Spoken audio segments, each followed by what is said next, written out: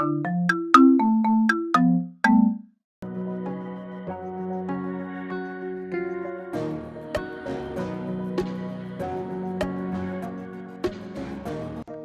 there, this is Veronica. Today we'll be making a simple clutch with hand-stamped basket weaves. The leather I'm using is vegetable tan leather, 3 to 4 ounce, which is actually too thin for twirling, but this is all I have, and I would suggest you to use something at least 5 to 6 ounce, up to 7 to 8 ounce. And print out the pattern and make them into templates. The part I'm going to use vegetable tan leather is the gussets and also the main part of the bag. On the back of the vegetable tan leather, I use painter's tape to cover the whole back and trim off the excess. The tape is going to prevent the leather from stretching or shrinking or deforming. I didn't got a good shot here, but here's the result. Along the edge of each leather pieces, I use a swivel knife to carve the border, which is about 1 centimeter wide from the edge. And on the inside of the border edge, I use a beveler to stamp the indent to make the borders to stand out a bit more. This is what it looks like so far, and I use this basket weave stamp to start making the weave pattern. First, I draw out a guideline with an awl, and this is going to be the starting point of the stamping process.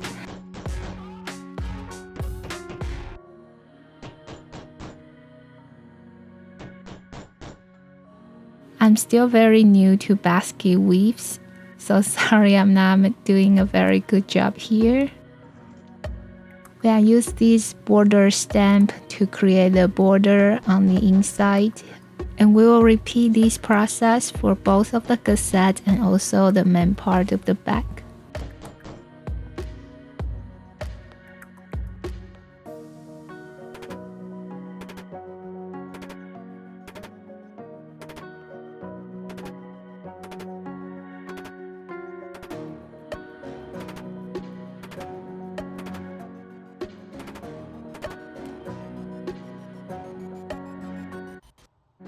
Before starting twirling, I use a water bottle to wet the leather first. Basically, you will start by making the first stamp, and then on the opposite side, you will overlap one of the corner with the stamp and continues to complete all the stamps along the guideline we drew earlier. Then you will continue stamping by overlapping the stamps on the 2 corners of the previous stamp.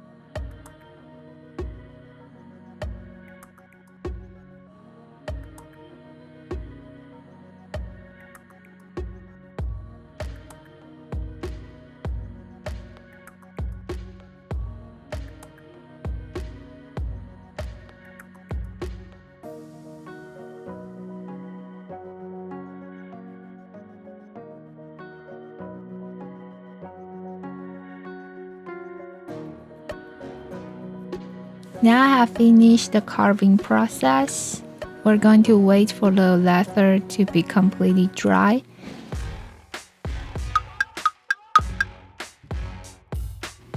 And I'm going to use this white base liquid to apply on the inner part of the carving area.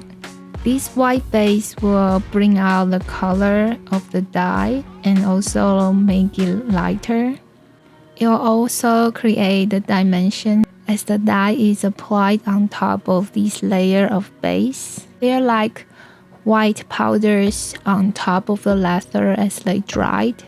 And unfortunately, they will be wear off if you didn't apply dyes on top. They are not like white paint. And applying leather finisher on top is going to wipe off all these powder. And after the white base is dry, I apply a few coats of dye on top. The color I'm using is royal blue. And I have diluted it with alcohol in a ratio of 1:1. You will dye the leather as how you would without the white base. I did about 3 coats to make sure the dye is evenly distributed.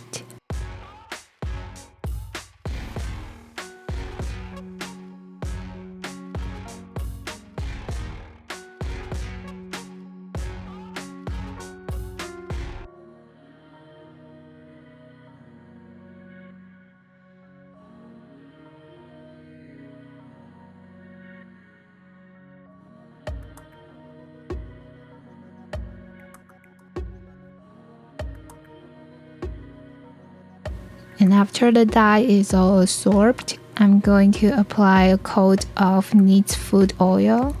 And this is going to help soften the leather as the dye has a lot of alcohol in it, which makes the leather dries out.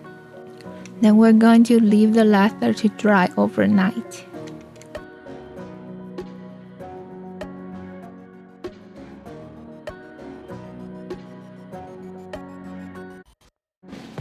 And the next day, I'm going to apply RTC on top of the leather. And this is like a leather finisher before antiquing. And this is going to seal all the dye so they don't absorb the antiquing gel.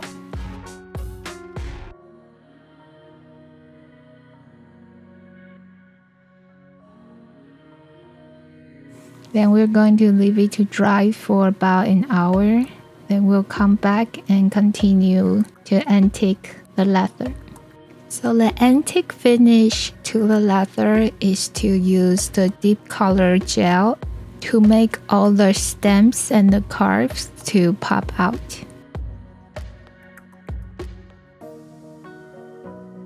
So what I learned from this process is that I should have used a large amount of antique gel on the leather, then wipe them off right after applying, instead of trying to rub it into the carves.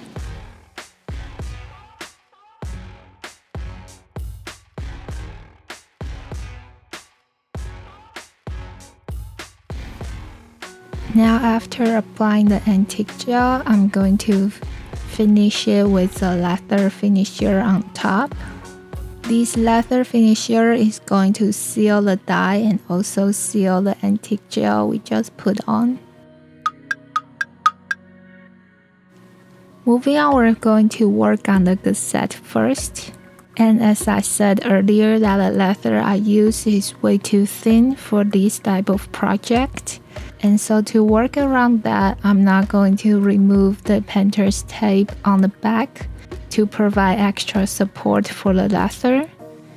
So what I'm going to do is to use the wind divider and to remove a border of about 1 centimeter wide. And this border will allow the leather to be bent and also not have the painter's tape on the edge. On top of the gusset, according to the pattern, we're going to punch holes for the rivets. Then make the 2 D-ring attachments. Then I use black vegetable tan leather to make 2 D-ring attachments. This leather is about 5 to 6 ounce. And just simply install the D-ring in the middle of the strap. Then we have the D-ring attachments to be attached to the gusset.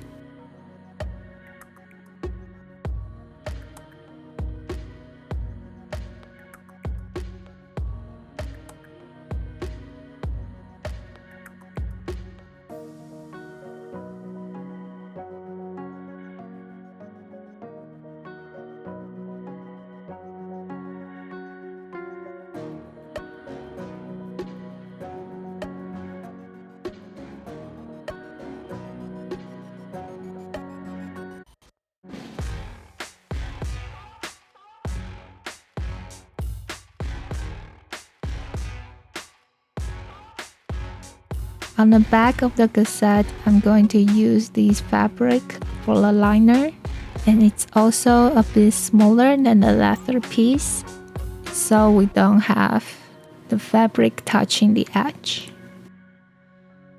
At the top of the gusset, I have this liner cover. This will provide extra support while using.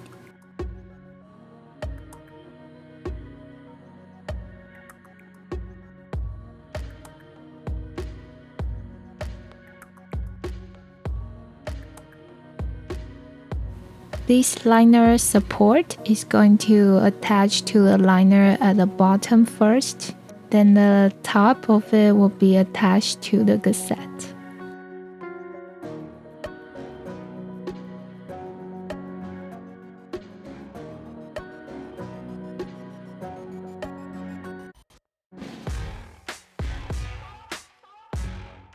Sew them all up, then finish the edge.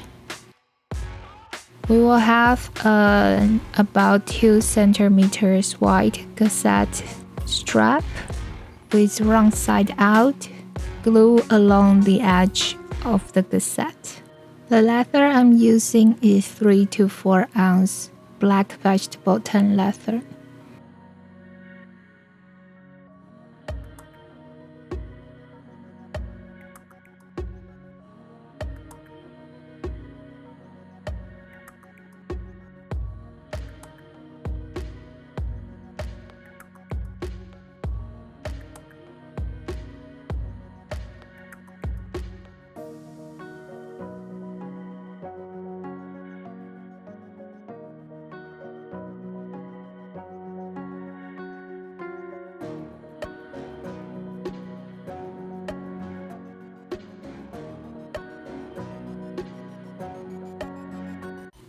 Then after attach the strap to the gusset, we will sew up along the edge. And then I'm going to use fabric tape to cover up the sewing part, because this part is going to be seen on the inside of the bag.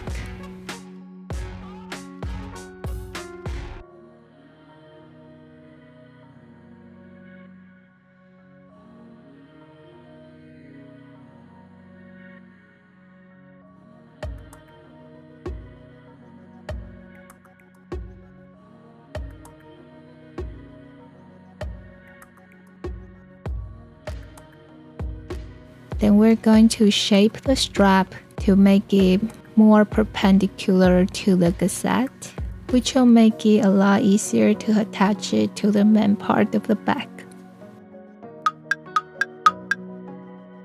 For the main part, we'll first draw all the guidelines according to the templates.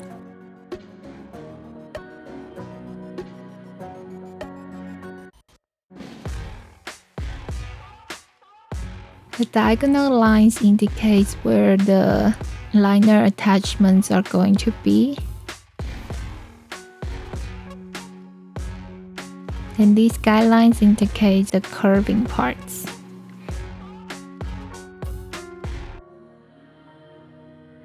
Then I use black vegetable tan leather for the lead liner.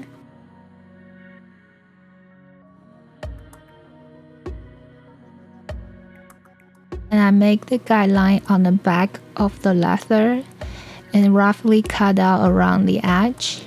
And we're not going to make a precise cut just yet. We will only glue the part of the lid before the curve line. This is the part that overlaps on the front of the bag.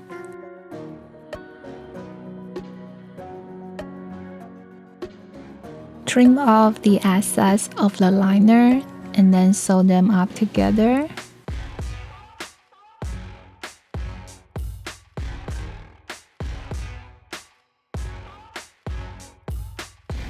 Then I use a gel pen on the hardware for the lock to imprint on the leather, then make the cut to install the hardware.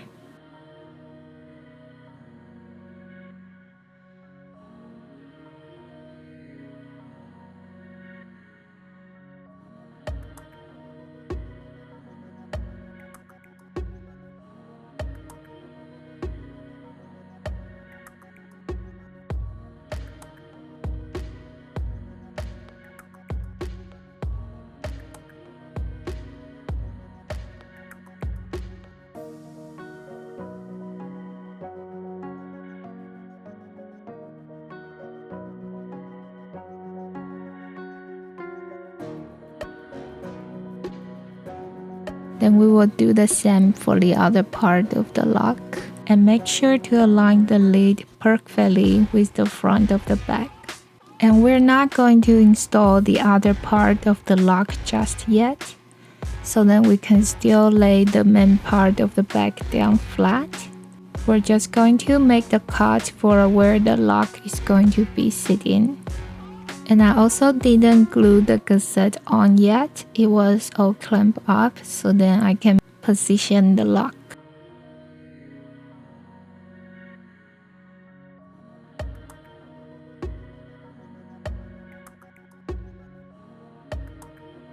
In the middle of the curved part of the bag, I decided to install some bag feet. So I attached a strip of vegetable tan leather 5 to 6 ounce to provide extra support for the feet. It was totally optional for this step. These feet are just going to prevent the bag from directly touching the surface while setting the bag down, but they aren't actually going to stand on their own.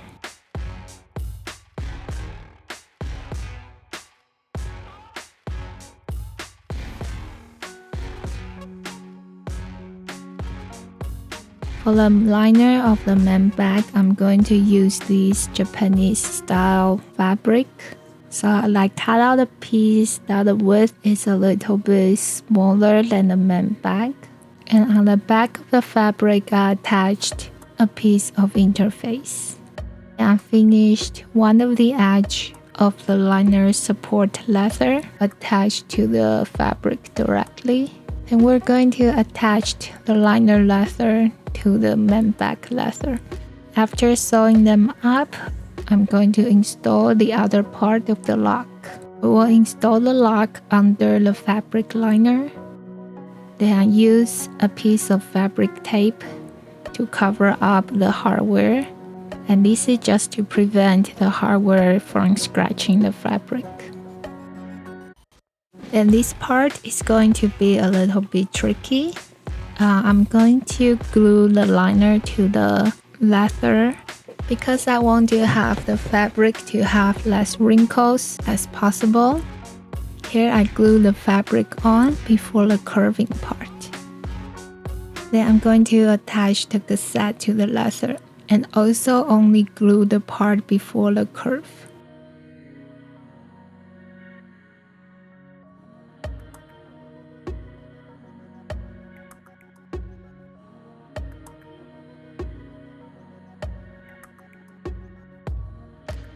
To glue the leather in a curve, I use the gusset to help to create the curve while pulling the fabric to make sure it's as smooth as possible.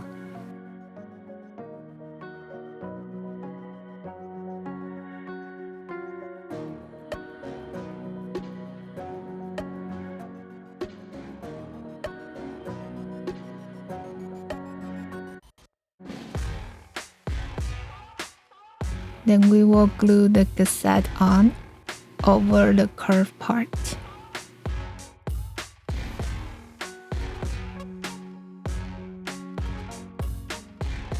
Then we will glue the rest of the fabric on.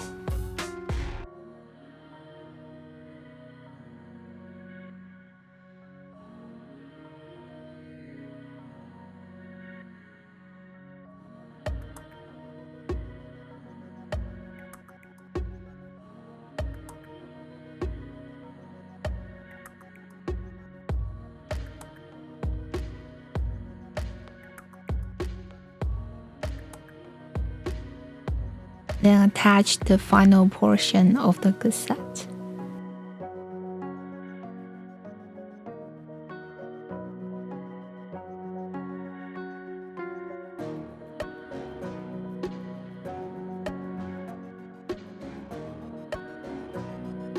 Now the cassette is glued on, we're going to tackle the liner. We're going to glue the fabric liner on under the lid liner.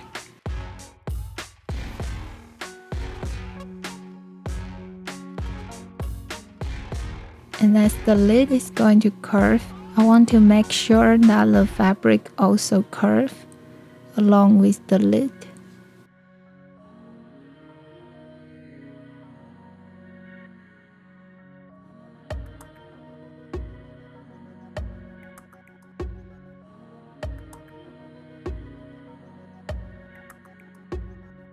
Then I drew a guideline of where the lid liner is going to be. Then we're going to attach the lid liner to that line, then sew the lid liner to the main part of the bag. And the benefit of doing this is to create the space for the lid to open, for the outer leather to stretch.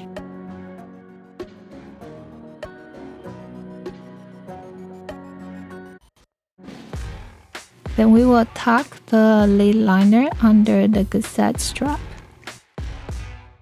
Now everything is all attached together. We're going to sew up all the attaching parts of the cassette, and then we will finish the edge. And here we go. Now the main bag is all complete.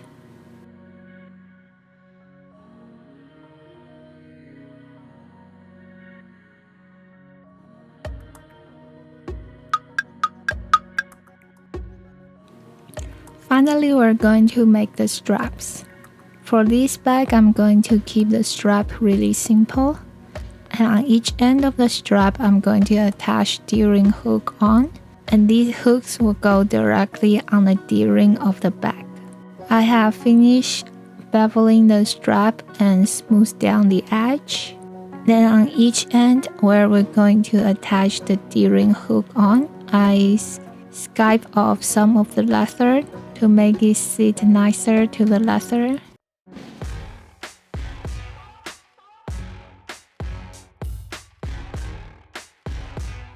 And so simply install the D-ring hook. Then I'm going to use cross stitch to sew up the leather. And this is just for the look.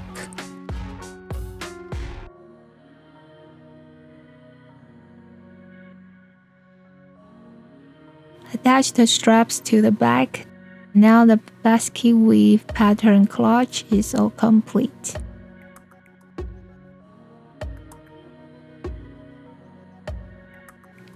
Thank you so much for watching. I hope you enjoyed it. Please don't forget to subscribe, and I'll be seeing you in the next one.